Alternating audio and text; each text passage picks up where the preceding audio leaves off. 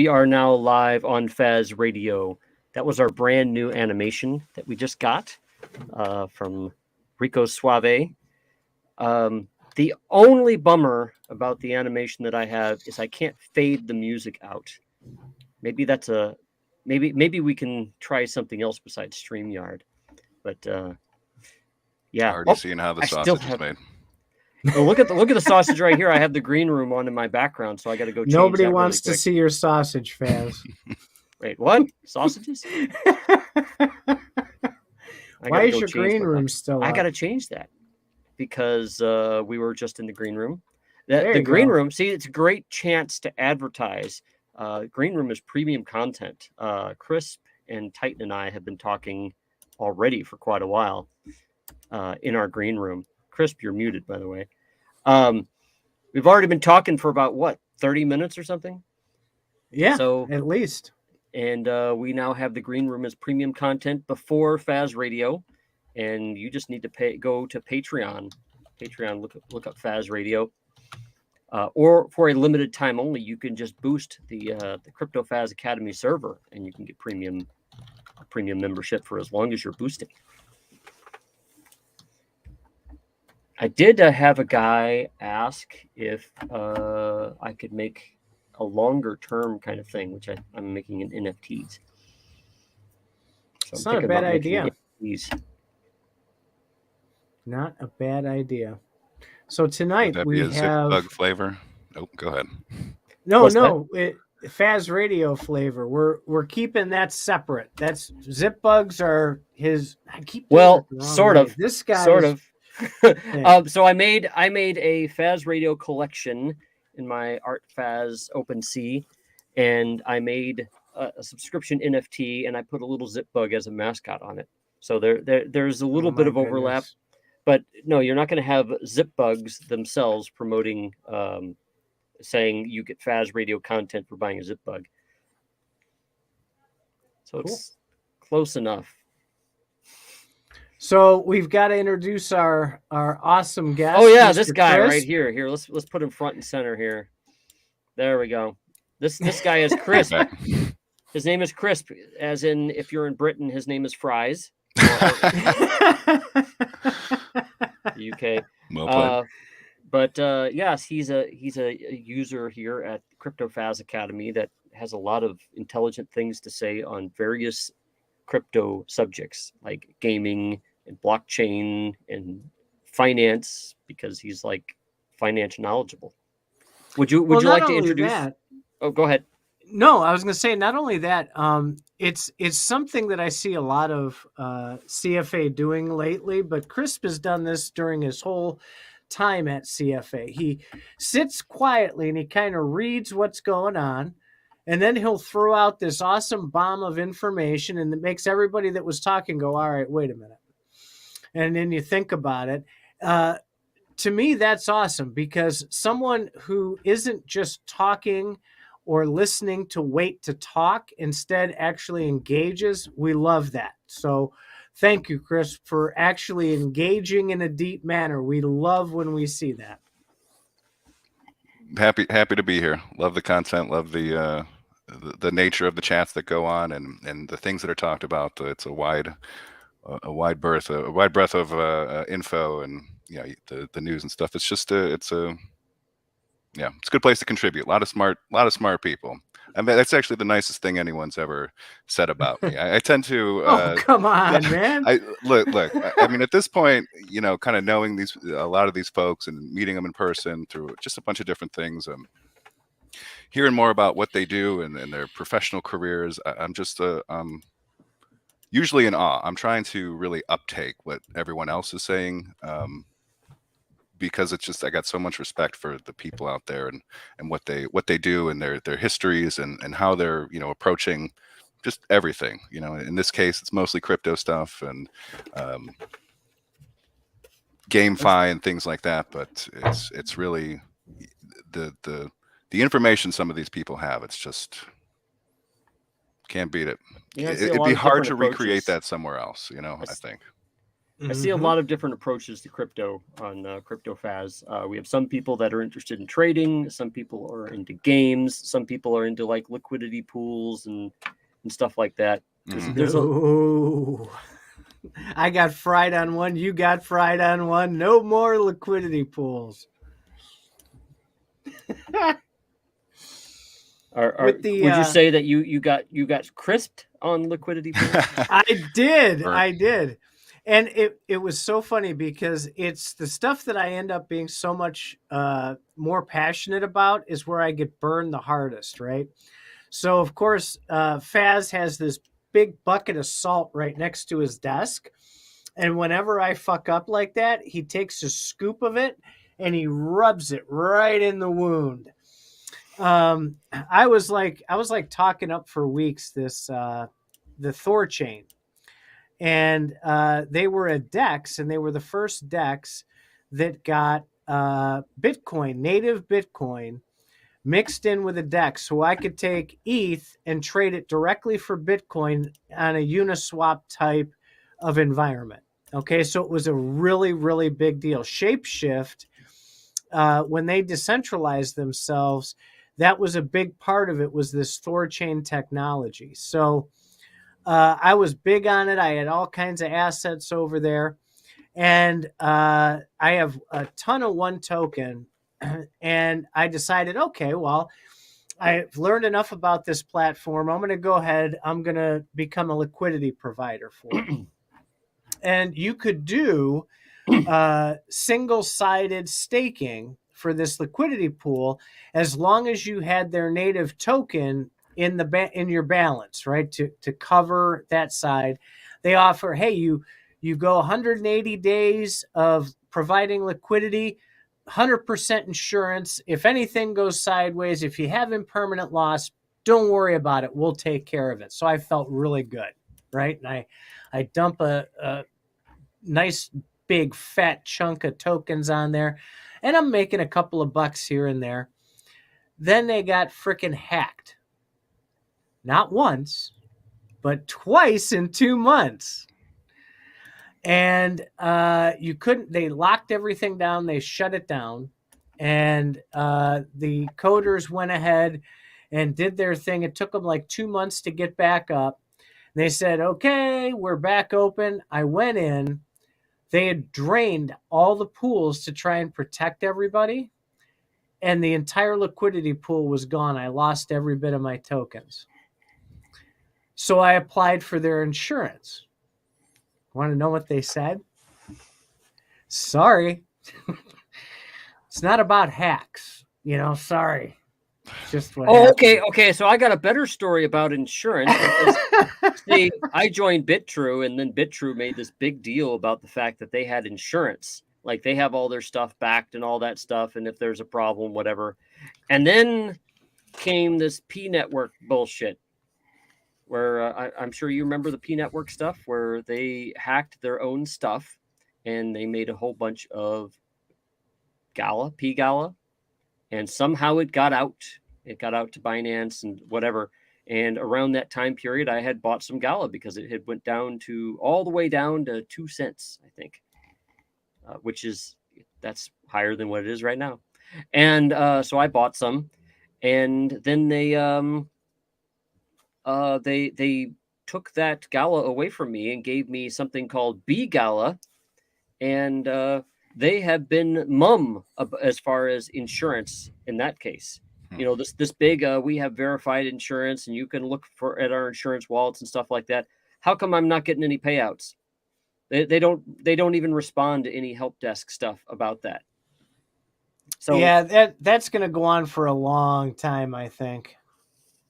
Well, Gala being lower than 2 cents right now, they could actually make the money back by just buying some Gala themselves and then giving it to me, because I technically bought it for more. They could arrange a purchase right there. Possible, yeah.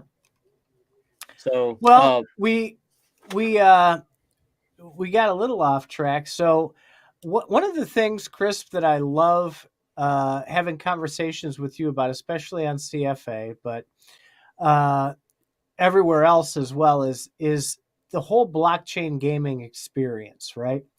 Because you seem to have a really good way of putting things into perspective when it comes to like onboarding, what it should look like, what should the platform look like, what makes games fun.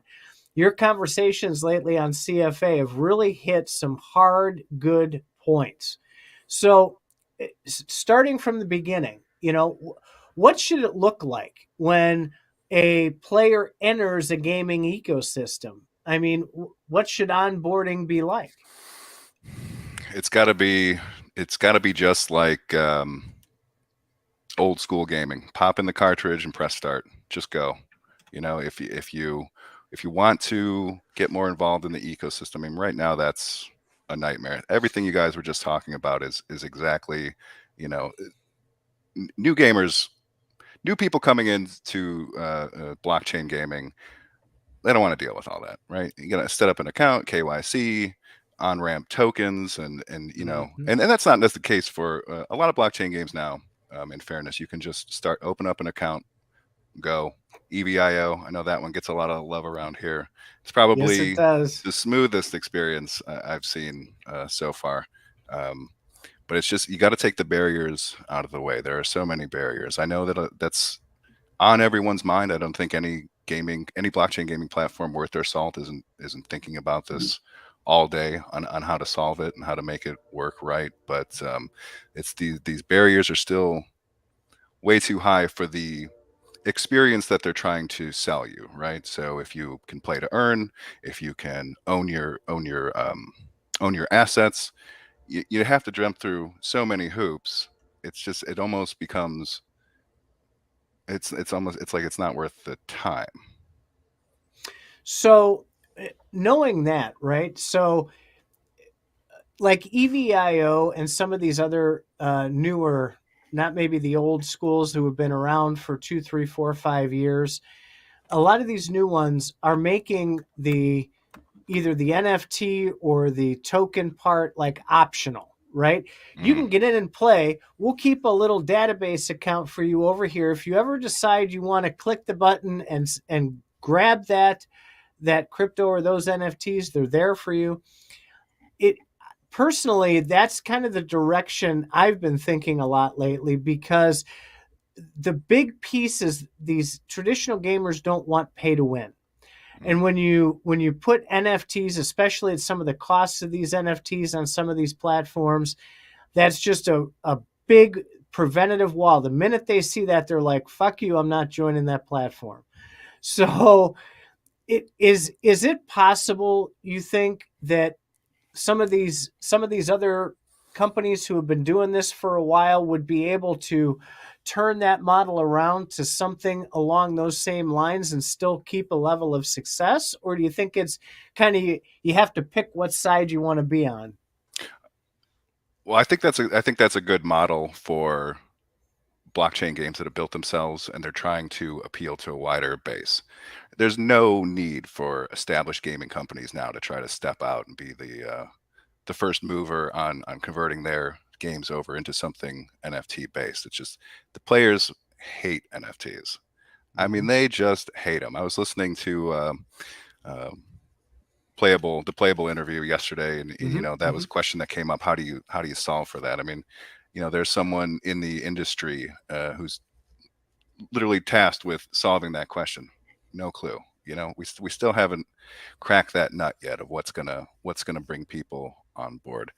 And it's almost infuriating, because that people would want that if they could really sort of take the stench of crypto off of it, everything that's gone on with crypto, all the rug pulls in the space, and now there's really the name, it's almost, the name is toxic, right? NFT ownership. Like, I wish we could come up with a new name for it, something that just doesn't sound, because people think NFTs, they think apes, right? They think profile pics, right click, save as JPEGs. They're not really thinking about the utility and what it does and what it represents to you as a player to really own that and not be inside the walled garden. But I was reading up on something, and I got to this the worst gaming trends of 2022, or the worst moments of 2022.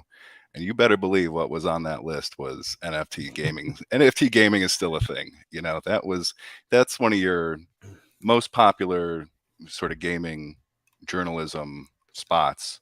And they just, there's no love. There's no on the other side. It's just venom, venom, venom. You know, just people don't see it. And it's, you know, what else was on that list was that games are going to $70, right? The normalization of a $70 game, and that was higher on the list. So I thought that, and I go, oh my god! I mean, let me tell you about blockchain gaming then, and then right down the list was NFT games. Yeah, they threw out some good examples, and really they brought up examples that you think would normalize it, right? They brought up Dr. Disrespect's doing an NFT game. Will Wright, who's doing Voxverse, got a shout right in that article. Not that that's necessarily what you want, but you know, they're almost giving it credibility by saying these are people that you respect, and they see something enough to try to get involved with it. But at a just a player level, it's just not there, right? Is it barriers? Barriers are part of it. Is it NFTs themselves? Is it the name? Is it, you know, Crypto Bros? Is it Dogecoin? Is it, you know, all these people that just kind of in that moment got sort of rich for, I mean, doing nothing really, right? Buying a dog coin, buying this currency that everyone's trying to so fervently eradicate, you know, with regulate and you know, we had that bill from Senator Warren. I can't think of the full title of that bill right now. My God, I'm actually, yeah. and see, and we haven't really mentioned it in this part of the cast yet, but that's the space I come from. I come from banking. I come from payments. You know, the movement of money, how people pay, all the regulation, all that stuff. That's my whole jam, right? I actually came into crypto because I was trying to learn the other side. I was like sick of arguing with Bitcoin people about how it's fake money.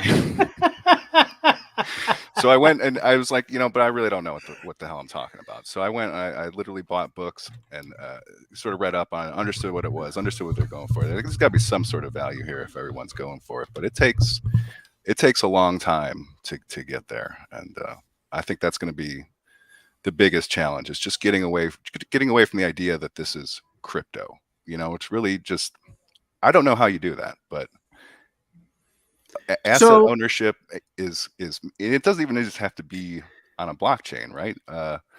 Rockstar could just say, hey, we're going to make a little marketplace and we're going to let you, you know, trade your items out. And if you can figure out how to get that coin into dollars, then that's on you. That's not us. But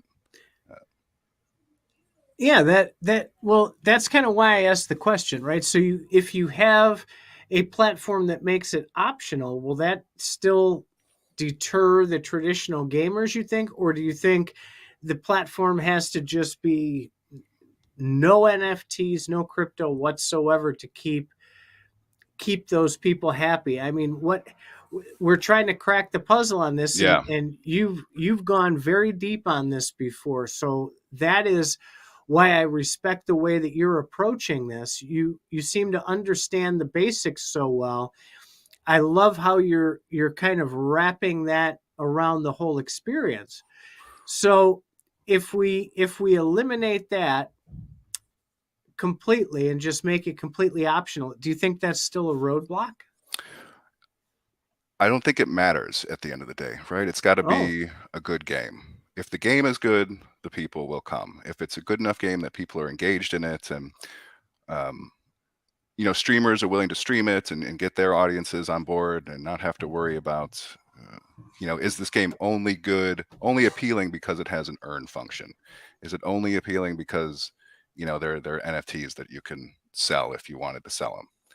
You know, it's just the game has to be good first. If the game is engaging, I think that'll solve a lot of problems. You know, when I think about bringing in my sort of non-initiated friends into this, it's not a question of whether I can get them to open an account or anything like that. It's like, is this game good enough that me and my buddies are going to sit around, want to play it for a few hours on a Friday night, you know, have a few beers and bullshit.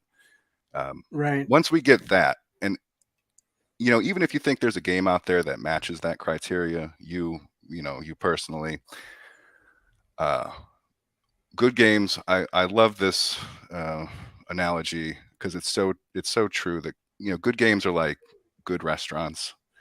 Even if it's good, it does not mean it's going to be successful. It does not mean people are going to come in the door. It may just be there's other games out there. The attention's already so divided, but it's almost like capturing lightning in a bottle. You really have to. If the game is good, the people will come. If we can get some really good games, deep play loops and things like that keep people hanging around, and I don't know that we're really there yet. Something that you could just grind for hours and the story's constantly unfolding and things like that that'll keep people engaged.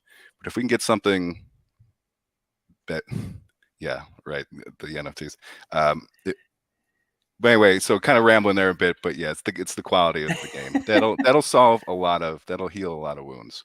If people can get involved, if you're willing to step out, bring your friends in, and tell them we're going to have some fun playing this, and they agree, then that's gonna. I don't think people will care. It's like, oh, I don't have to do NFTs. Well, you know what? Eventually, I play this game enough. Might as well go through the process, get signed up. Hey, I got this rare skin for playing, an event a year ago, and everyone really wants it, and I can turn that into, more items, better items, stuff that I actually want, or crypto or whatever. But it's not going to be. The game needs to be there, right? It has to be, and it's not necessarily the game's fault if it isn't. So, well, how about so we know about the experience of the game, we know about the onboarding. What about the platform itself? What do you think makes a good customer experience on the platform? What are some of the things that traditional gamers would want to see once they sign up for their account, and maybe there's 5-6 games that they can pick from? What is there? Features, a store, a chat room? What do gamers want to see when they onboard? I think it's content. It's what you can grind for. If it's battle passes, if it's season passes, but I think it's going to be keep getting stuff. That little dopamine hit every time you level up and you get a new item drop. And there are a lot of games that are successful now that have that in there, and I think that kind of drives their success. But that wasn't always, that's part of ongoing development. Rocket League is one. They didn't have battle passes for the longest time. They had low player bases for a very long, very long time. It was just a small studio, Psyonix in San Diego. They had a game, kind of got some heat, and it picked up a few streamers, and they just stuck with it. But now that game is pretty popular, I think, right? Not many people don't know Rocket League, haven't seen it. I assume it does well financially, but it took a lot to get there. I mean, I played that game for a couple thousand hours, very early on in its process, and just I like to use that to apply that to a lot of what we can expect for blockchain gaming. It's going to take a long time, and it's got to be a game that you can have fun, and everything else, paying for battle passes and the items and all that stuff, and being willing to keep the game going financially, because they are all businesses at the end of the day. It's going to take a long time. It's going to take even longer, I think, to change minds here. But time is the biggest thing. Time and patience, I think, and getting that one hit. You get one hit, like one game that really brings people in. Doesn't matter if is it Gala, is it Myria, is it EVIO, is it I can't even, is it playable, is it going to be on there? Just the one that brings enough people in to not be so afraid of NFTs. We need a hit on one of them, a smash hit. So as the companies, like, there's different models, obviously, and we talked last night to Playable, and they have a different tokenomics model. EVIO has a tokenomics model. You also drill down with Gala and things like that have maybe models within each game that might be different. All this experimenting with play and earn, what do you think is personally, what would you find most attractive, like a play to own, a play to earn, or something different completely? They all have potential, right? It depends on the game. It depends on what you want out of it. If I'm seeing tokens, I know CFA's talked about this before on radio. If I'm seeing tokens, I want a token in a game. I don't. Mm-hmm. I like the multiple token approach. Boo. I know. I know. But just it's got to be some sort of value for the time. So is it tokens? Is it items? And it rarely is for any game, no matter how good it is. Is it just the thrill of the victory? You like that level up progression. It's got to be something to keep people there. So one of the things I was thinking about, and I wanted to run this by you, with all of this, it seems to always focus on a token, right? So what if you had a combination of both? What if you earned gems, let's say, right? And those gems, you could then select either tokens with it or NFTs with it. And you can change your mind anytime you went back to your lobby, right? So your earn in the game is these database tokens. And then that way, earn isn't, I guess, pigeonholed into a token per se that's going to get pulled out and maybe sold, and that screws with economies, and you get butthurt people left and right.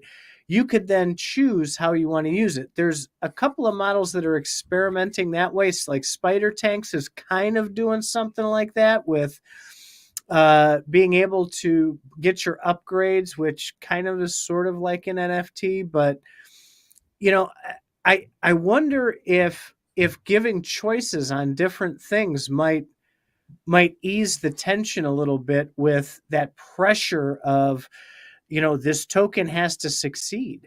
Yeah. That's always. It doesn't matter how fun the game is or how much you want to make that the focus. If everything is wrapped around a monetary value, and that doesn't hold up, it's gonna take a little of the shine off it. It's a hard mountain to climb. Is a token in every game even really necessary? If we're just talking about owning your items, take any game now, it doesn't have. Well, I guess that's not really totally true. Even Fortnite has V-Bucks and all that, and there is some sort of currency, but it's just how you pay along to get the items, right? It's not once you put it in, it's theirs. It's just database numbers now. It doesn't have any value.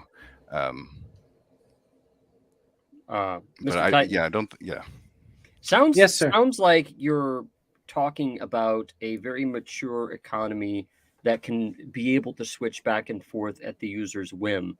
And I think that when I hear you make suggestions, that you assume that everything's already mature and not taking into account the reality that this shit's all brand new right now. They're just winging it, all of them. Star Atlas, Myria, Playable, everybody's winging it. And it's like, well, that's how come you can't do this absolutely perfect thing and make it work fine? And it's like, no, that's not what I said at all. Okay. What I'm saying is this is experimentation, right? So this is like ideas and thoughts that can come out there for another experiment at some point, because no one's been able to crack this code yet with being able to get gamers over that bridge onto the other type of gaming. So there's all kinds of experiments with all these different companies and all these different games.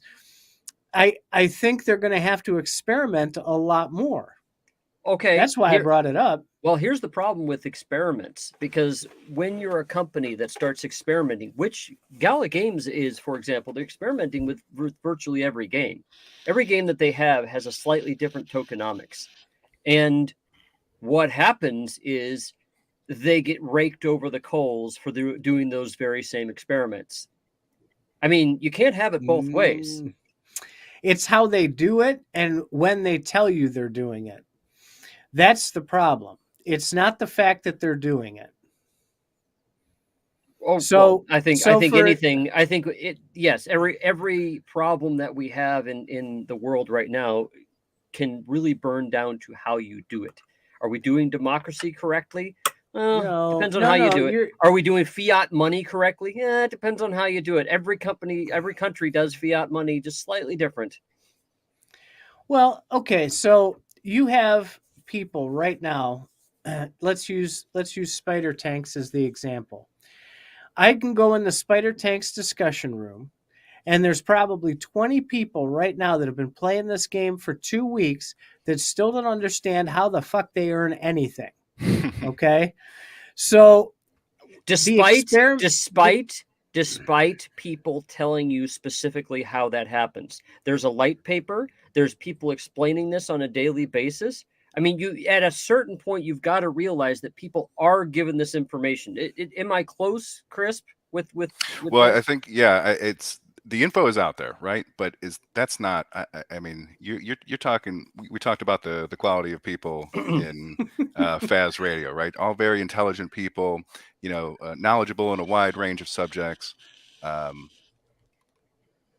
Even they're not totally sure exactly how it all works. And right. so here's the problem. The problem with P2E games in general is the very concept is hard to grasp. It's not like, and it's certainly not at the point where you can plug in your Atari 2600, slap in a cartridge, and go. At the very least, you will have to set up an account, and then you might be able to. I'd love the idea of issuing people hardware keys for their wallets. But whatever the case, somebody would have to do it. But whatever the case is, that's a very mature evolution of that technology, of technology, is to be able to do that. That's, I thought it was immature with the Atari 2600, and then I started seeing what's happening nowadays, and users have to know so much with blockchain just in order to get to play. Yep. EVIO does a great job of, well, you could play and we'll just keep all the money. Or you can set up a wallet and then we'll help you out. Great. EV.io might be a good leader to follow in that case. And I hope they use that to their advantage, because there is an advantage there. They're a first mover on that concept. It's funny because Gala Games has been mentioning that very same thing for over a year now, where you could just go in and play. Right. And for whatever reason, I don't think setting up an account is probably too much to ask, but certainly, MetaMask and what that is, and it's a foreign concept. Maybe it is. Email was hard to set up in the early 90s too. In order to get an email account, it was problematic. And then you really didn't need an email account for anything. Once you got to the point where you needed an email account for things, a lot of security was in place, and Google made things a lot easier. So it used to be that people had their email on an email application on their computer. And that kind of changed around the mid-90s when Yahoo started offering web email with Yahoo email.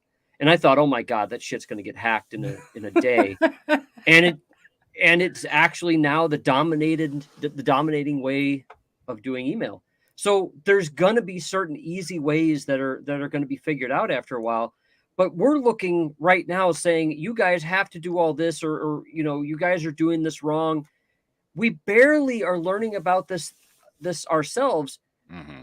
And these things that we're criticizing were being programmed 2 and 3 years ago. I mean, Townstar was being programmed 2 and 3 years ago.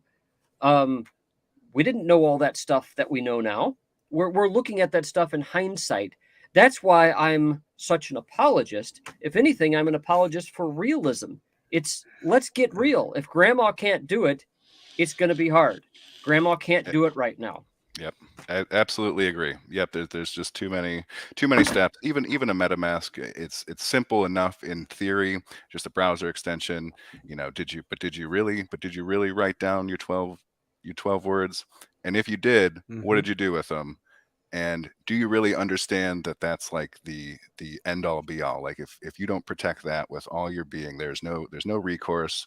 It could all be Nobody gone. truly understands that, and they won't until it becomes very mainstream. I don't think that there's going to be a way to solve that unless an application or company stewards that for you, in which case they're holding your crypto. they're custodying your account if they're custodying your seed phrase. That's Yeah. what we're used to. We're used to actually getting our password back from Google when we forget it. We're used to forgetting passwords. It's okay. Well, now I got to do 2FA and give them an email address and stuff like that, but I can get my password and get it reset. Well, now you're talking about financial accounts, which can have, tens of thousands or hundreds of thousands of dollars in it. A password reset is the hacking vector for accounts. If you control somebody's Gmail, you probably control a lot of their life. Great. If you were to somehow get your seed phrase that way through Gmail, then whatever account you get, you just start looking for emails with key phrases in it, and then you can just take their money. So well, that's the problem, is the easier they get with trying to keep it easy for people, the more vulnerable it becomes. So you have to strike a balance there between making this shit hard and keeping it simple enough to where people can do it. Well, cash is extremely easy to use. If I hand you $100 bill, you have $100. If you hand it to Crisp, he has $100. If somebody interrupts our transaction, they have $100. Okay, great.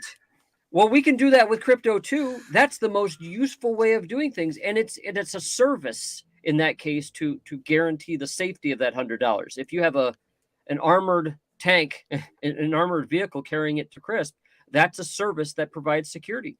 Fine, crypto can do that too, but that's called custody, and custody has a lot of laws around it. Well, it's a spectrum, isn't it? What's going to work and what's right? What's the right is a spectrum, idea, Mr. Titan. and what's the what you want out of a decentralized game, and is there really even such a thing? Is it even really possible? My thought is that Gala Games and Myria and Playable, they all represent, we're going to have a bunch of games and you only need to register once, and then you can play any of these games. Great, they're Steam. And that's wonderful, because before Steam is you had to download each game. You might have had to create an account on each game, and you had to remember the password. That's if they're online games. Unfortunately, before Steam, there's less online stuff than there is now. But if Steam wasn't there, then you would be having to make accounts for every place. So people aren't realizing what they're getting out of Gala Games and Myria and Playable.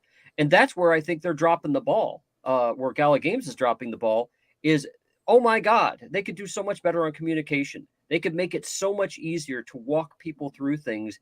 They can write a fucking song. Remember the Big Mac song? All beef patty, special sauce, lettuce, cheese, pickles, onions, on a sesame seed. But now you know everything on a fucking Big Mac. Okay, so why don't you do that make a song for protecting your keys? You could do it in a sentence or two. Do you have any musicians here in your community? You can get them working on it. We'll just dump. We're just idea people. We're going to put all our seed phrases will be in the Discord later, and they'll write songs for us. Well, I think it's going to be a combination of a lot of things. I think Gala has hardware wallet, or not hardware wallet, Web3 wallet integration coming soon. Really that. Depending on how that works out, it may be, you can use that same Ethereum wallet on Myria and Gala. Not that that's probably the best way to go about it from a security standpoint, but you can essentially, in that, you can go across ecosystems.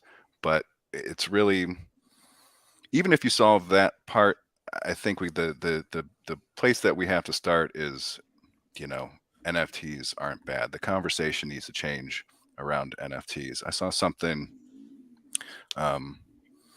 somewhere in the Discord, and someone brought up a great point, and it's one of my favorite examples of normalizing NFTs, and it's Reddit. They just gave them out. I gave them out by the tens of thousands, and the hate was immense when it first happened. People hated them. There were subreddits that were banning users who had NFT profile pics. I mean, it was really something. Yeah, yeah. It was one of those things where you'd ask, why would Reddit allow that? That's like their product, and their. But anyway, I digress on that one. But slowly, you could see the conversation changing, and that's one of the great things about these communities, right? The Reddit and Discord, and you can see the conversations sort of happening in real time, and you could see, the cryptocurrency subs and all that, just like, oh, F this. I mean, even the crypto people weren't really big on NFTs, and that still may be true to some degree. But then they get them and they start playing around with them, and they see that how OpenSea works and all that. I mean, and the entrepreneurs get a hold of it. Well, hey, that's just the way the free market flows, but semi-free market, and so anyway, it was a great example of normalizing NFTs, but it's a very slow process. It happens very slow.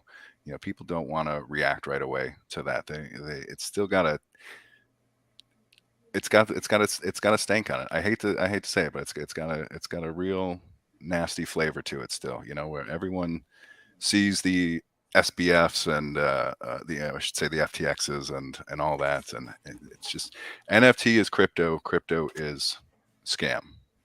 Well, there's just it's a hard barrier to ask anyone. I was watching CNN just yesterday, and there's some actor that's on there who wrote a book talking about how crypto is a scam, and he's just flat out saying crypto itself is a scam.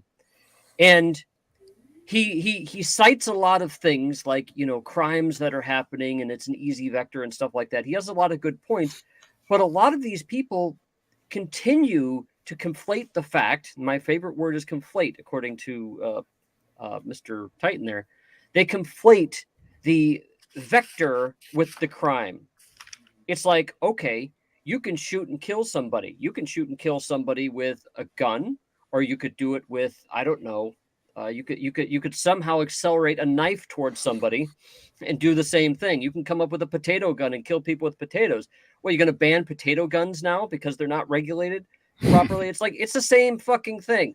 So if you have something that's completely different and you kill somebody with it, we know that it's illegal, and it's going to have some slightly different ways, like a flamethrower, for example, that kills in a different way than a gun would. So there'd be a different way of regulating flamethrowers. But, the people, whenever they see something new, they see, oh my God, it's out of control. We can't control it. Therefore, it's dangerous. It needs to be banned. But all the entrepreneurs are thinking the opposite. They're like, oh my God, this is so new. We could totally transform society with it.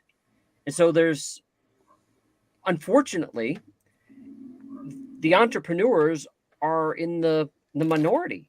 Most people, when they don't understand things, in my observation, they don't like it. It's bad. Yeah. And then what happens is kind of funny. Any of these things, like when the internet first came out, I was younger for that, but I was paying a lot of attention. People didn't like the internet. They just liked brick and mortar stores. Oh, I like to go in and try things on myself beforehand. I like to do this. I like to do that. And even in 1994, I was saying things like, what if they just mailed it to you and you could send it back? You can do that with things right now. And it's about people getting used to a new way of doing things. And so most people hate it. Yeah. But if you're an entrepreneur that invests in something and culture changes, oh my God, you're in the money. Yeah. It's going to be tough.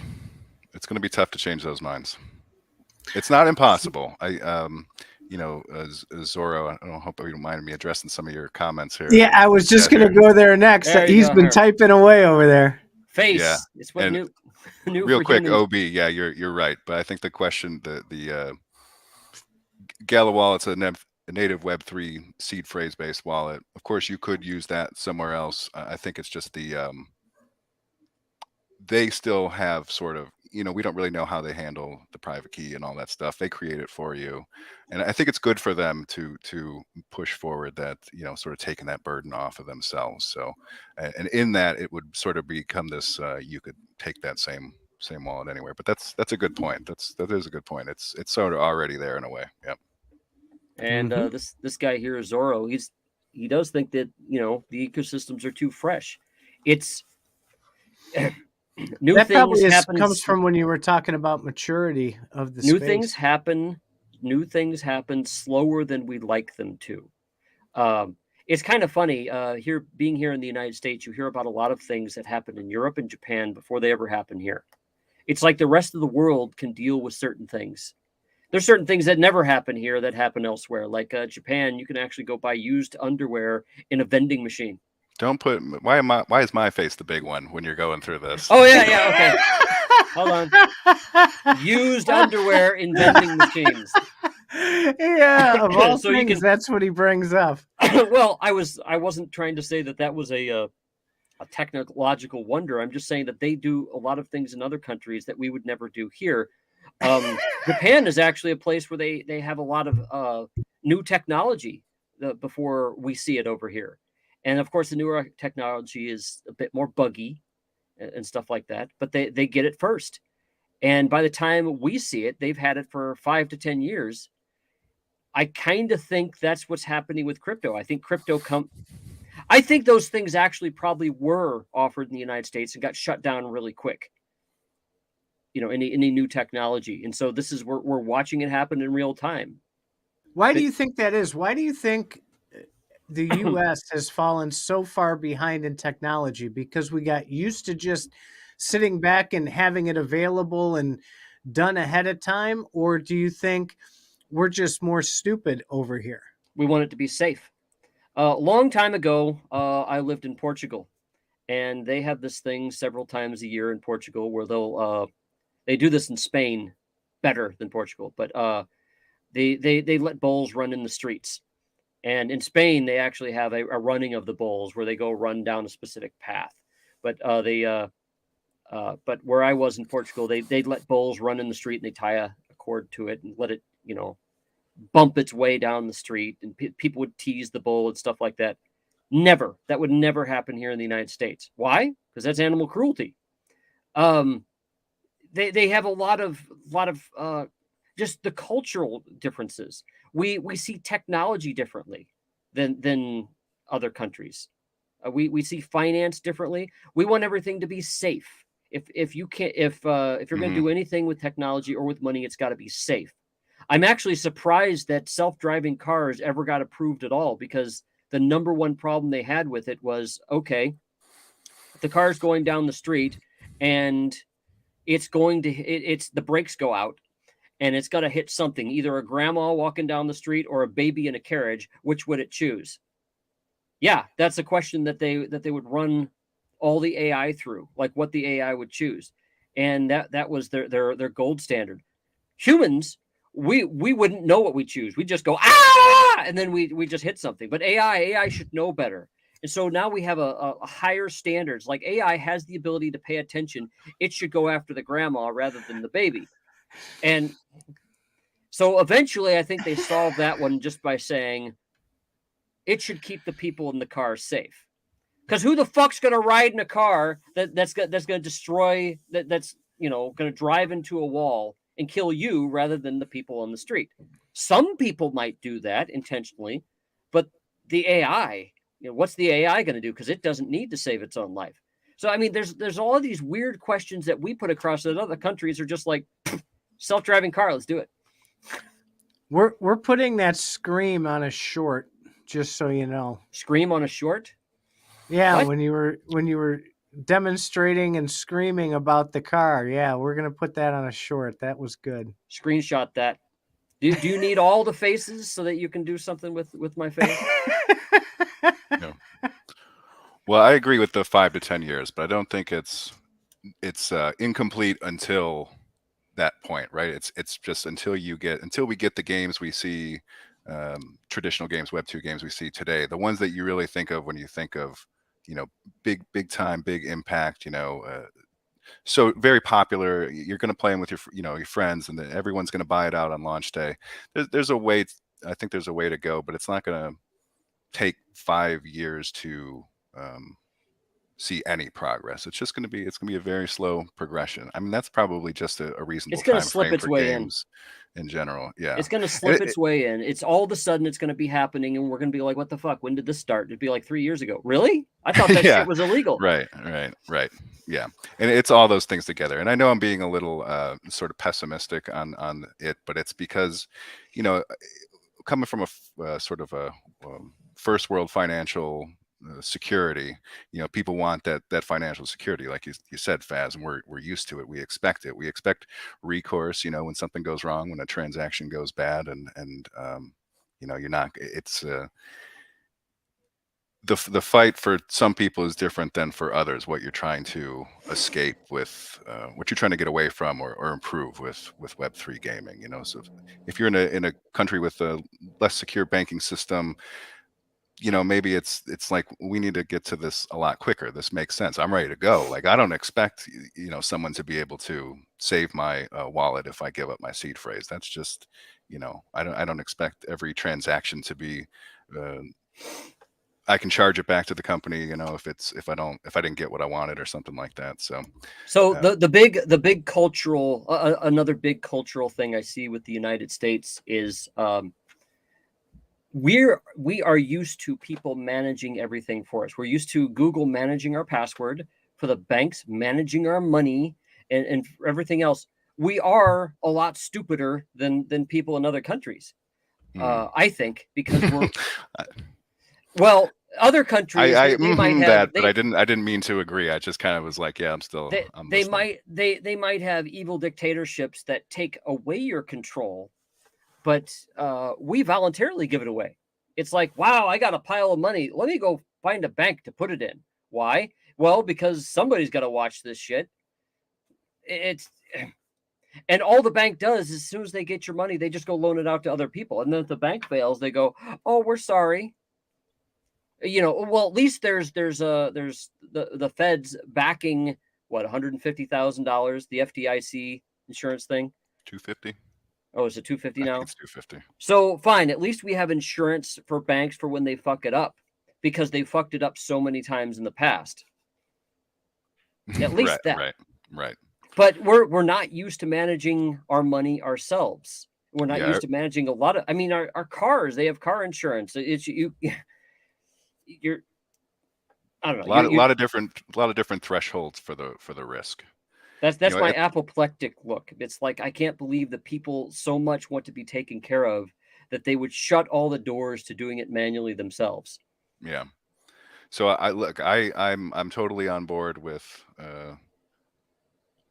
blockchain games, asset ownership. The whole thing makes sense. We can sort of debate the tokens, whether those are necessary or not. But if you're going to pay into something, then you should own it. I mean, I think that's probably a reasonable request. And if not, it's certainly a great feature. We talked about that last night. Actually, when you play a game, you're actually creating value.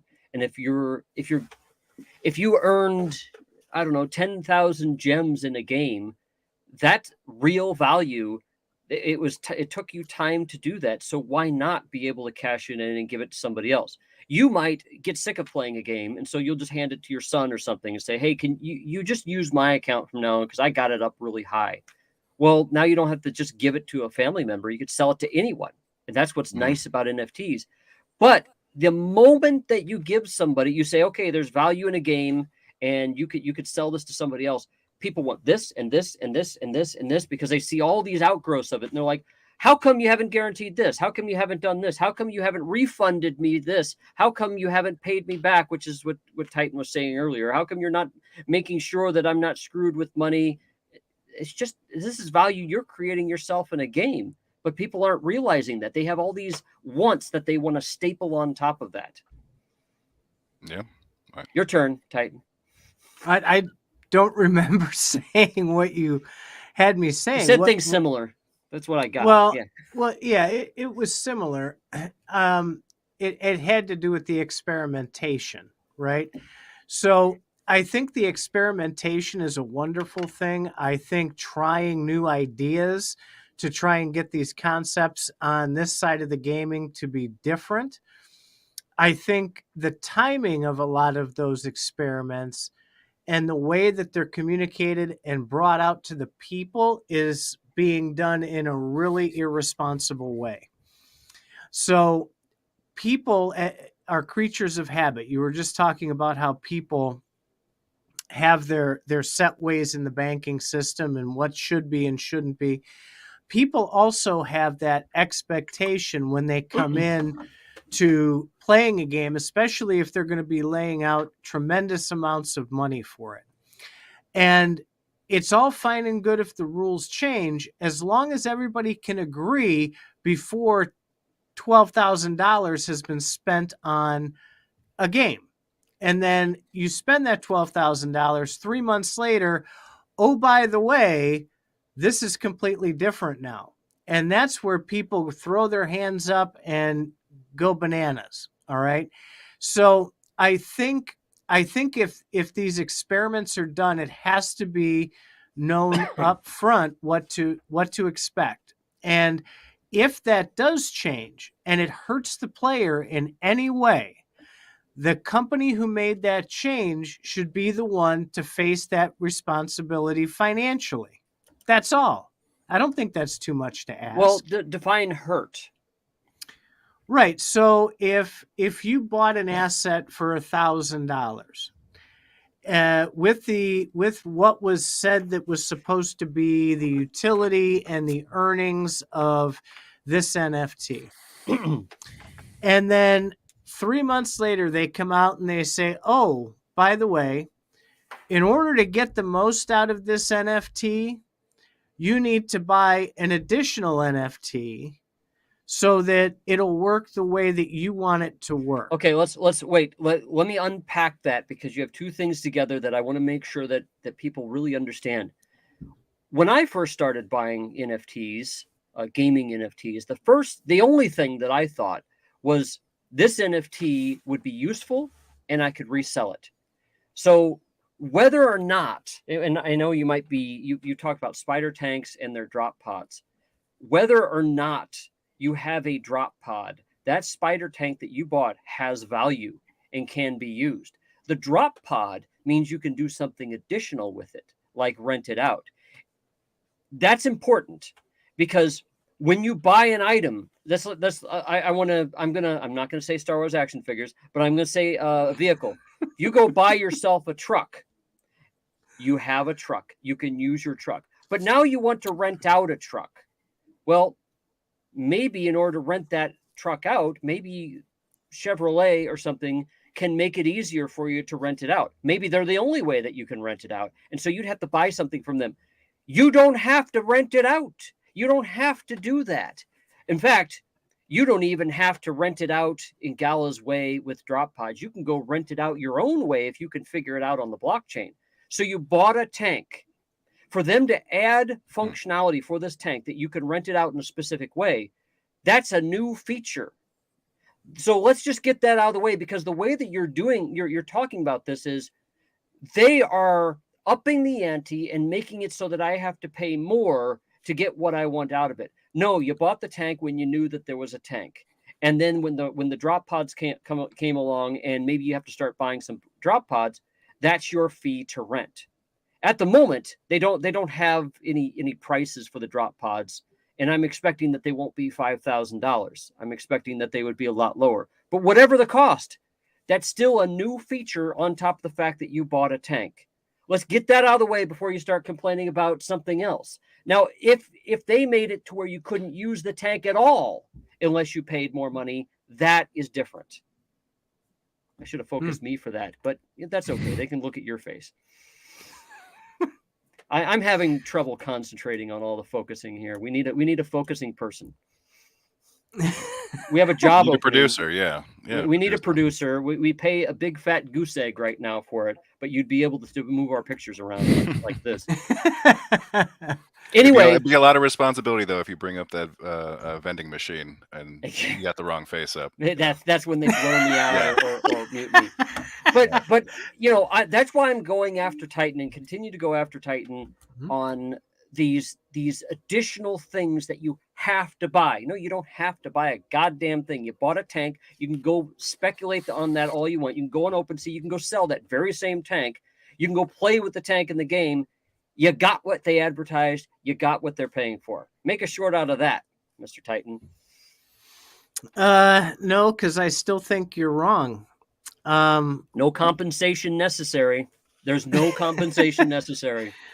No, so listen, that's part of the experimentation, like I said, but that should have been addressed at the beginning, because part of the marketing they used to sell those tanks was the ability to rent them out, and didn't say it was going to cost anything more. I bought a Chevy truck somewhat recently, and I see commercials where I can drive this truck off road. I can drive it. I can drive it through mud. I can drive it, go rock climbing with it and stuff like that. Well, guess what? I have to buy fucking different tires for that. Okay, I can't just take a stock Chevy Colorado or a stock Chevy Silverado and go do all the things that I hear about. It's like, hey, I need to go get my truck bed lined if I don't want to damage the paint in it. I need to go get better tires if I want to race it. I need to get better tires if I want to go off-roading with it. I need to, there's innumerable things. Maybe I want to have fog lights on it or something like that. Aftermarket fog lights, because I bought it without them. But all the commercials show the fully loaded Chevy Colorado and the fully loaded Chevy Silverado. How come I couldn't get that one? Well, you could, but you have to pay more. And they would have told you that up front, not 6 months after you bought it. Oh, there's lots of things out there that you can buy where they make it very obvious that somebody else is going to provide that after you purchase it. Yeah. I'm just giving an example, and you're making it like, yeah, if I had, you could buy a truck right now to run your own business. They might even say that in the advertisement. Run your own business with the truck. By the way, we don't provide anything to run a business. I mean, they'll say that in the fine print, which is probably what Gala Games needs to do by saying, you won't be able to rent this out right now, but you may be charged a fee later. I mean, but they did do that. They said that in their Discord. They said, we're thinking of renting out, but we don't want to do it until we get a fee figured out. They did that with Townstar for a while too. So you have a point that they should definitely let you know about some things, but there's also a point in the saying, you bought what you bought and they don't owe you anything else because it was not part of the package. That's not what I'm asserting. You're taking this so far further down than the original concept that I was talking about, that if you're going to experiment, you just need to tell people up front how you're going to experiment and let people know what might be coming. We can talk about any NFT from any gaming company the same way, right? And if you're going to charge $1,200 for this particular space outfit, okay, and then down the road, you have to buy all the accessories for that. Okay, well, all you have to do at the beginning is say, you know what, we're going to build this spacesuit and we're going to sell it as an NFT, and that NFT is going to be $1,200. It doesn't come with the things you're going to want on it, such as an air tank or a glass helmet or the boots. This is just the suit. Because when you leave it open like that, people, their minds go and they go, oh, I got a full spacesuit here. I'm buying the spacesuit. What do you mean I have to buy boots later? What do you mean I got to get a helmet and an air tank? Well, be aware that that's a common game that a lot of advertisers do. They don't tell you the full story. They don't tell you. That's what I'm looking for. I'm not experiment away, but just give people enough information up front. That's it. That's all I'm asking for. Well, I think that I was reacting to a lot of things that you've said in the past, including last night, and because now you're sounding very, very calm and cool and collected. And I think it's been a little bit of an evolution here. Remember, when you buy a car, you actually have to go get a license with somebody else before you can even drive the thing. You can't drive it without some other entity that is not the car dealer in order to actually drive it off the lot. Just saying. Can you reconcile those two things? Excuse me. Setting expectations and experimenting. Is that possible to say we're okay with experimenting, but set the expectations? So here boundaries? the problem with what Titan is also saying from a different angle is more of a legal angle. Look, you need to let people know what they're getting. And you see those on drug commercials right now. When you watch TV and you see, I don't know, something for Lipitor, you find they say in the subtext, they even say it out loud now, 17 dozen ways of which you can die if you take Lipitor. Well, that's being very upfront and honest about it. And of course, the commercials only have time to show happy, smiling people running around playing volleyball because Lipitor apparently it involves that. What do? We're not going to tell you. Just ask your doctor. And so you see how they solve it in the medical industry. When you buy hamburgers from McDonald's, they spray those things down with glue and all sorts of shellac and stuff to make those burgers look shiny and tasty and wonderful. But if you ate that actual burger, you'd probably die of food poisoning. So there's a certain marketing direction that I think is being kind of overlooked in all this. And I think maybe Gala Games and other P2E gaming companies are taking advantage of. You can buy this NFT, you can use this NFT, and they're like, wow, look at you playing the game and stuff like that. And it's like, oh, by the way, you kind of need this other thing to use it like in a way that you really want to. But I don't know, there's game playing and then there's renting. And those are two separate things.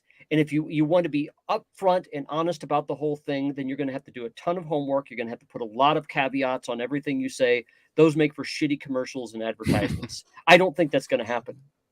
It doesn't happen with other products. It's not going to change unless there's a law. Unless a law comes along. Well, that marketing is a fine line. It really is. And everybody has a different threshold for what constitutes immorality with marketing. In every sector too. It's financial might be different than food, might be different than vehicles. So I'm giving you a bone here, Faz, because talk about spectrums. I will give you a spectrum with marketing, just not with decentralization. Oh, the spectrums, I'm sorry to break this to you, but spectrums apply to every word in the fucking English language. You're not going to get over it. Everything is a spectrum. We live in an analog world. We don't live in a digital world. Our world is not off and on. Our world is maybes.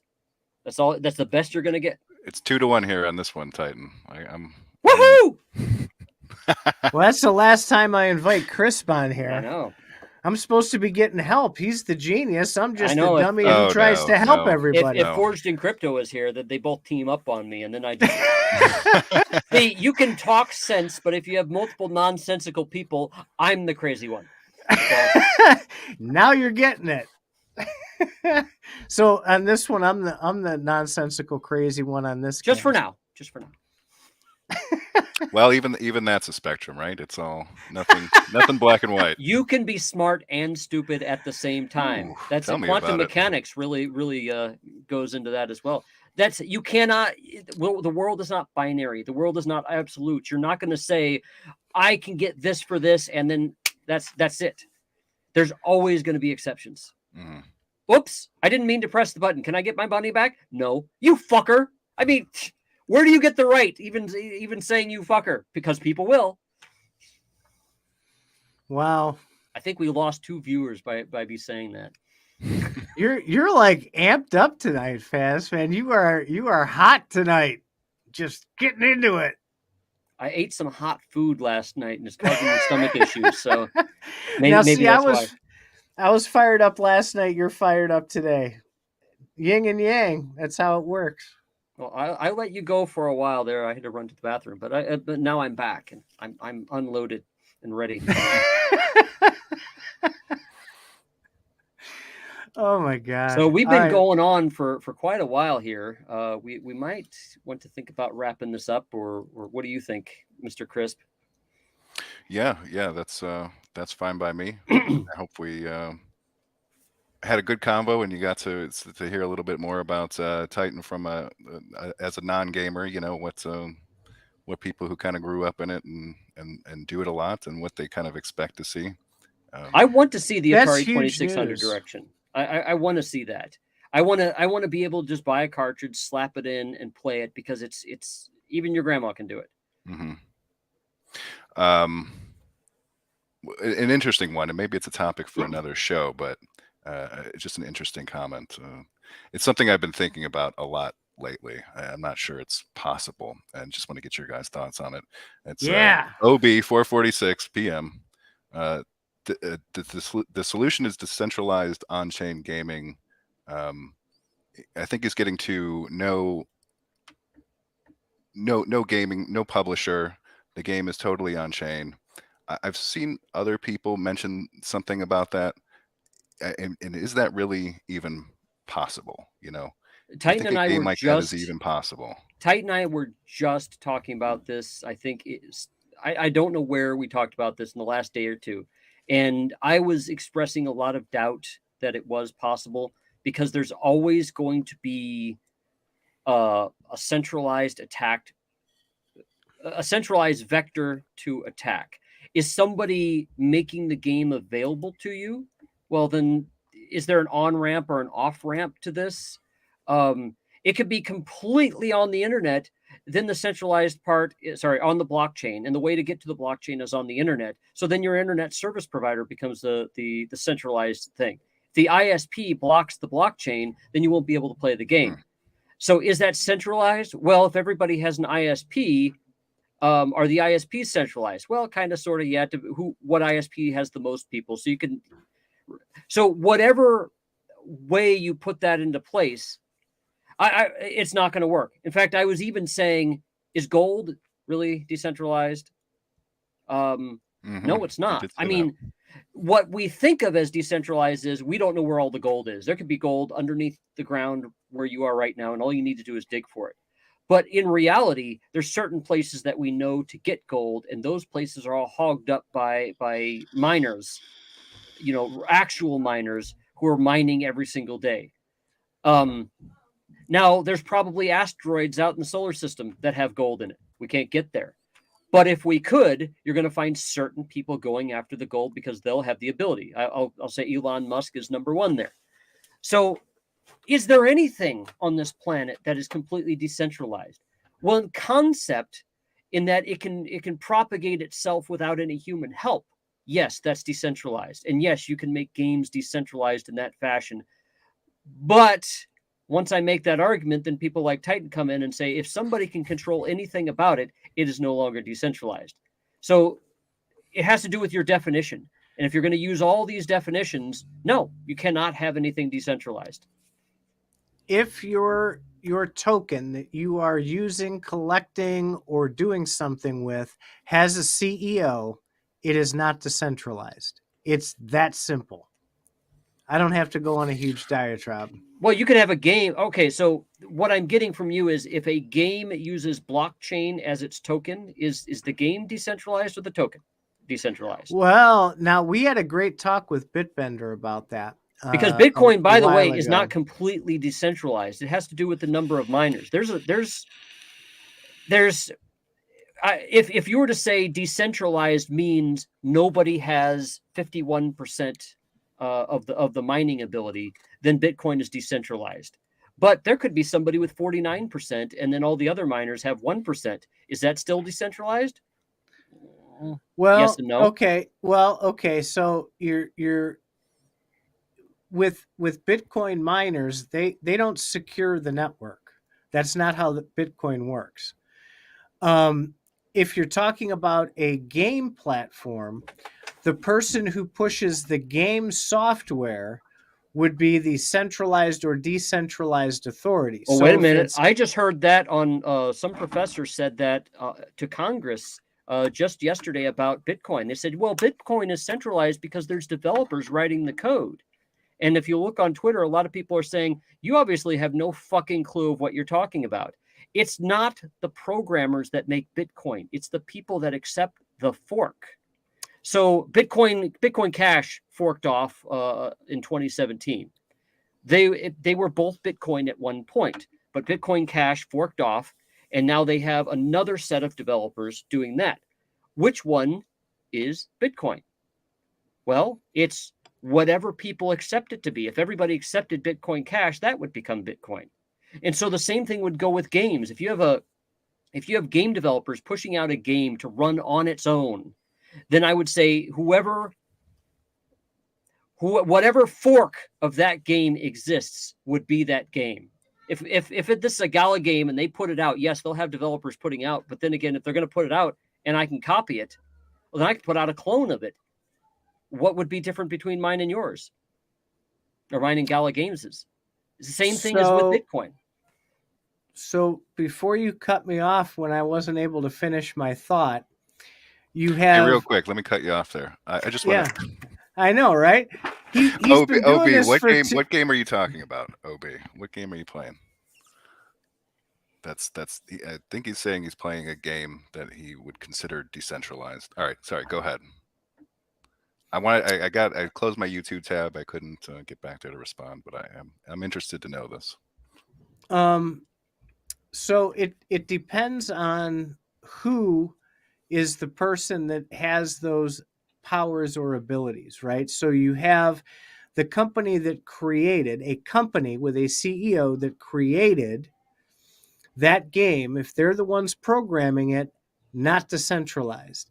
If it's a group of individuals that have no association with the game whatsoever, that's doing nothing but keeping the game alive and pushing code, that's completely different. Those are two entirely different things, and that can make a difference between centralization and decentralization. Well, then you have certain parts of centralization and decentralization.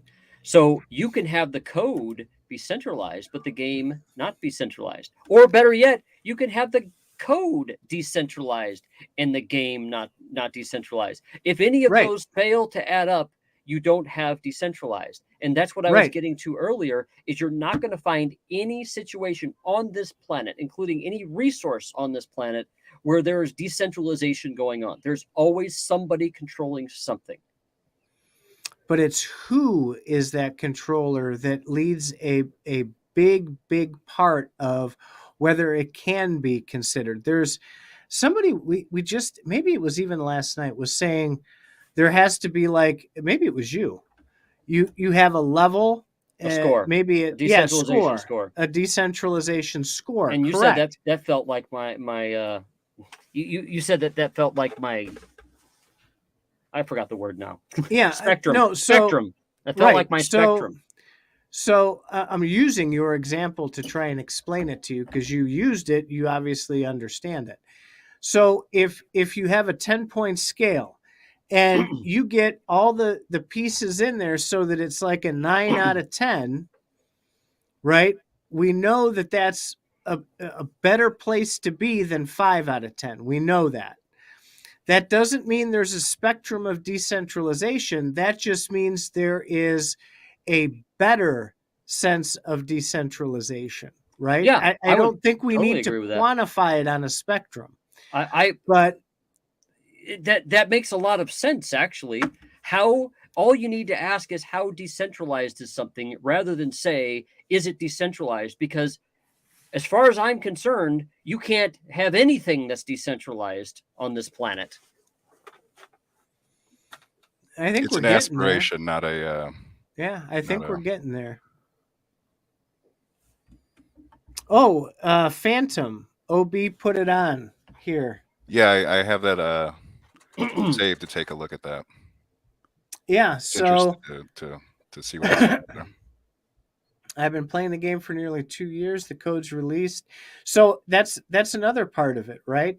So to add to your score, Faz, is open source is a big part of it. Is it proprietary and closed, or is it fully open source where anybody can inspect all of the code? I'm glad you asked that. That's another big part. I'm glad you asked that, because I've been asking and answering the questions about open source since about 2003. And so here's the deal with open source. Open source means that you are showing your source. However, open source code is generally licensed. In fact, it can be licensed even if you don't put a license on it at all. But generally, whenever you write code, you can say you cannot use this code, or you can use it only if it's shared or something. There's a lot of open source licenses out there. The same thing would probably be true if you had a mature play to earn blockchain game market as well. They're going to have to do those kinds of things, which I don't think that they're really speaking to right now. I would love to see, just like you'd have a license for use, something to explain how decentralized it would be, or it is. By the way, did Chris go away completely? I see he went dark and muted. Yeah, he said he doesn't like you anymore. Okay. He likes talking to me better. I'll just do that, and then when he comes back, I'll put him back. Oh, there he is. He's back. He heard what I was saying. So no, I didn't hear anything. I couldn't. Now, when you have open source code, you still have the code is still copyrighted. So there's a lot of things that people don't pay attention to whenever we start stacking these technologies. If you had a blockchain game, you would have the code, you'd have the copyright, and then you'd have its deployment, how it's deployed, and then perhaps how it's used. You did mention that a consortium could publish a game rather than a single company. Well, if it's open source and it can't be controlled on a blockchain, I could theoretically, even if it is done by a company, I can go steal that code, photocopy it, change one thing, put it out on the blockchain, and there's nothing anybody can do about it. So then I would get the game that I want. Unfortunately, I would have violated some laws, and whatever game I copied, that company would probably try to shut it down. As far as open source is concerned, you'd be able to have as many iterations or permutations of a game as you want. If a company owned it, and they were the only people that could and would publish it, and they made it hard to do it without it, maybe there's some private keys in there or something, then of course that's not decentralized. The question is, do they want to be decentralized? Maybe they're working their way up to it. That was 2 very long answers to your very short question, Chris. I doubt that'll be the last we hear about it either. Yeah. Sometimes these questions don't have short answers. No, they don't. I mean, tell me the purpose of life. That's a short question, has a really long answer. You could just say, well, the purpose of life is to live, or you can go into the many different things that you can do in life and how life is supported and all that stuff. A lot of the answer is 42. Good. See? You just made it into a number. The answers aren't going to be what you expect, and they're not always going to be simple. If you ask a complex question, you will get a complex answer. Cool. Welcome to blockchain. Zorro, I agree.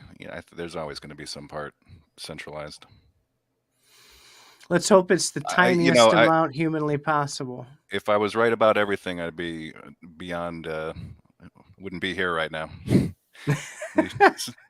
A drink on a beach somewhere in a nice island, Every time I've tried to put a bead on any specific definition, there's always somebody that comes along and changes something just slightly. And so I just argue for reality now. And whenever people grandstand, that's when I go after them. I think Titan will have beaten me in any argument when he stops grandstanding on a specific thing. Oh my goodness. I do not grandstand. You mean like you did earlier today? No, I do. I have very passionate views just like you. It's unfortunate that you're in the wrong and I'm in the right, though. Well, that's what keeps people coming back, as long as we don't agree. Well, it's kind of funny because you teach me the technical stuff as we go through this. And there was a lot in our early casts where I was just passionate about something and I'm spewing everything out. And then you'll give me this why behind the why understanding of it. And then I'm like, okay, now I get it.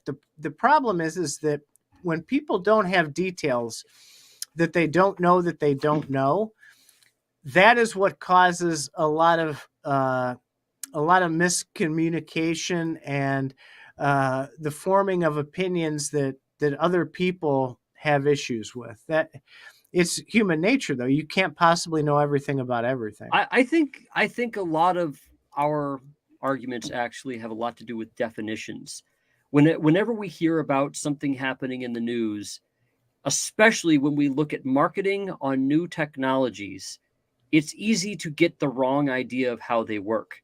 And I got that with the internet, various parts of the internet when they came out, and I certainly got that with blockchains. I didn't even understand what the hell an NFT was or what a token was for a long time. I was like, a coin has tokens in them. It's kind of dumb. I was like, why not just make another coin? Why do you need a token in a coin? And it took me a while to understand, oh, so the coin is actually like this, it wants to be an ecosystem, and these tokens are, okay, like a sub coin. Yeah, that works because then they can use the same framework. That's a new concept that I didn't understand beforehand. And and then by the time I was getting into it, I'm hearing people throwing around tokens left and right. We've got this token. This is why this is there. This is why it's a useful token. And I'm like, what the fuck's a token? Most people, I think, on this planet right now are still like, what the hell is crypto? What's an NFT? Why do I even want an NFT? Why would I want to buy a JPEG and think that it's useful? And brings it right back home. That's the huge uphill climb for gaming. You know, what even is this? Why is it even important? Everyone's screaming scam from the rooftops, you know, not talking about gaming necessarily, but just everything related to the ecosystem. It's maybe it does need to take another hibernation for a bit and let people forget. I don't know what the answer is there, but things will become more ubiquitous when it's required. What's going to happen is there's a company one day that's going to come along, and you're simply going to need their crypto in order to do business. And probably, I think it might be Ripple with XRP. I think that they'll win that case. And if you're going to send money to Mexico or send money to another country, you're going to need to use XRP, or at least realize that it's needed. And then once that happens, it'll start becoming normalized, and then people will be like, well, you know, you could do that with games too. Yeah. Fair enough. So we done?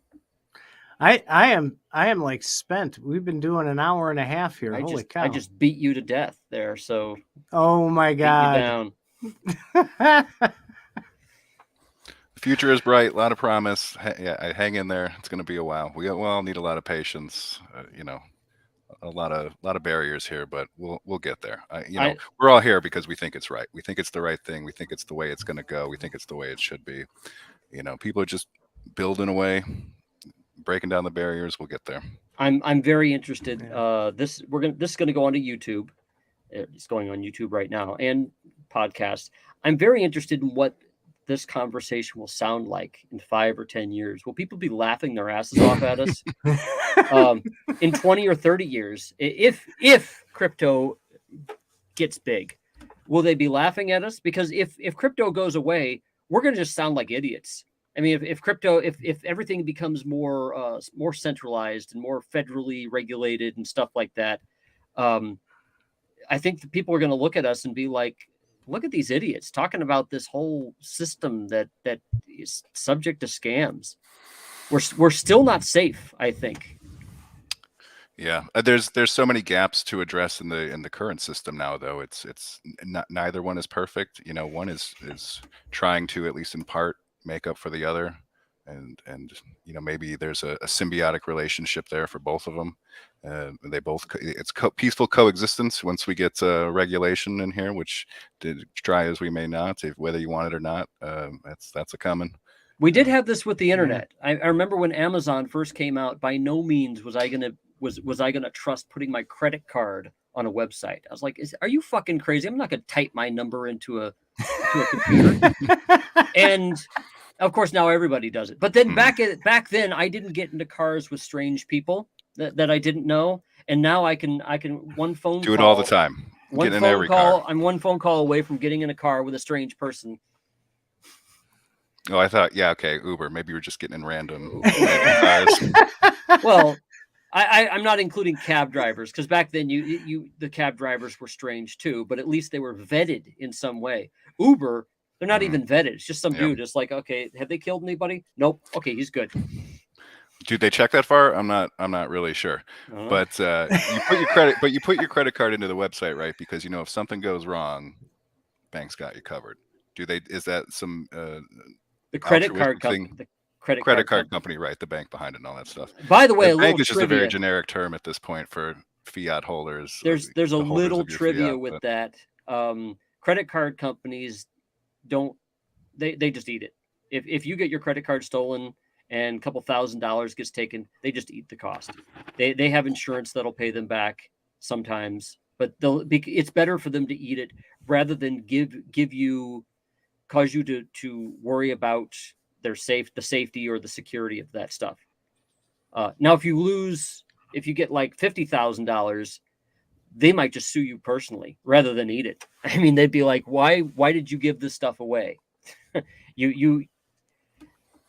So there's a lot of safety features in our society that we think are safety features, but they actually aren't. They're just somebody's just deciding to just take a fall. Interesting point. And banks, of course, they can actually print up money. They just need to make a loan to somebody else if your money gets lost and then your money's replaced. They want your money. They want your crypto. I firmly believe banks do not care about crypto. They just want to know what the rules are so they can hurry up and gets to holding it. They just want to hold it for you. And what's funny is all these failures with crypto right now with FTX is stuff basically just custodying your money, doing what banks do. And since they don't have a lot of those, I'll just say banking protections or banking regulation, they can get away with a whole lot of stuff. Yeah. Absolutely. Yeah, I think if you're willing to take that risk and if you're willing to take that risk and put your money in a centralized exchange and give up the custody, then why not just use, at least in our sort of first world banking experience, why not just use a bank? That would be good for some people. There's just people maybe want it, but just can't do it for whatever reason. And there's a million different cases too. Right? Yeah, it was literally the worst topic to bring up, right? As Faz is trying to roll the credits. I know, right? Yeah. That's okay. I'm going to get quiet here. I was just practicing right here. I'm going to click this and then click that. And then, go ahead. Oh, you're done? Yeah. I lost the point. Well, like an hour back anyway, so. All right, so we have this nice overlay right here. Look at that. And then we have this outro. Say goodbye, Gracie. Bye-bye. Chris, thanks for joining us. Thanks for listening, everybody. We'll talk to you next Thursday. See ya. Oh, wait, Titan. We have our pre-recorded outro to do. Can you say your thing so that people will know?